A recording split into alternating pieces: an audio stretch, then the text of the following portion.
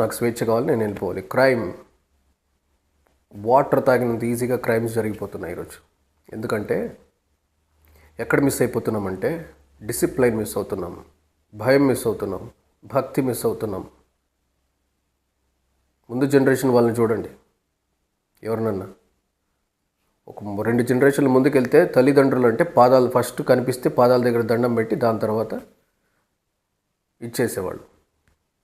ఇప్పుడు ఏయ్ మామ్, ఏయ్ డాడ్. ఇప్పుడు వాళ్ళకి డిఫరెన్స్ ఏంటి? భయం.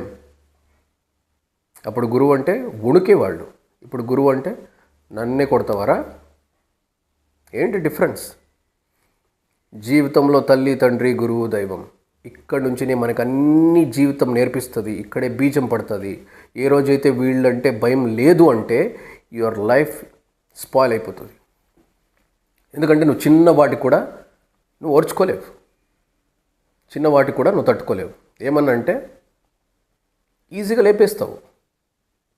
సో పిల్లల్లో చిన్నప్పటి నుంచినే గురువు తిట్టాడని, మమ్మీ తిట్టిందని, సో పిల్లలకి భయం, భక్తి, వినయం, విధేయత నేర్పించండి. అప్పుడే వాళ్ళ జీవితాలు బాగుంటాయి.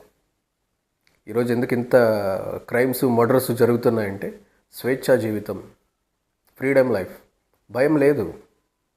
చిన్నప్పటి నుంచి రావాలి భయం, భక్తి, వినయం, విధేయత. ఇవన్నీ వస్తే ఒక డిసిప్లిన్ లైఫ్ లీడ్ చేస్తారు. చిన్న తప్పు చేయాలన్నా భయపడతారు.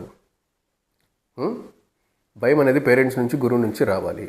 పేరెంట్స్, గురువే భయం లేనప్పుడు వాడు భూమండలంలో దేనికి భయపడ్డు? ఏం చేయాలన్నా భయపడ్డు. నీళ్ళు తాగినంత ఈజీగా లేపేస్తాడు. రేపు మిమ్మల్ని కూడా ఏమన్నా చేసినా కూడా తప్పే లేదు. ఏమన్నా చేసినా కూడా అందులో ఏంది అతిశయోక్తి లేదు. సో పాత జనరేషన్ వాళ్ళని చూసి నేర్చుకోండి. ఒకవేళ మీకు తెలియకపోతే, టీచర్ కొట్టినా తన్నినా, పేరెంట్స్ కొట్టినా తన్నినా, అక్కడి నుంచినే పిల్లలకి భయం పుడుతుంది. ఆ భయంతోనే వాళ్ళు ఫ్యూచర్లో ఏదైనా తప్పు చేయాలంటే భయపడతారు. మీరు పెంచే విధానం రాంగ్, టీచర్స్ విధానం రాంగ్. సోషల్ మీడియాస్ దీన్ని పెద్ద హైలైట్ చేసేసి టీచర్ అరిచాడు, వాడిని కేసు పెట్టేయాలి. పేరెంట్స్ తన్నారు, వాళ్ళని కేసు పెట్టేయండి. సోషల్ మీడియాస్ పేరెంట్స్, టీచర్స్ భ్రష్టు పట్టిస్తున్నారు. లక్షలు ఖర్చు పెట్టి మరీ భ్రష్టు పట్టిస్తున్నారు పిల్లల లైఫ్స్ని.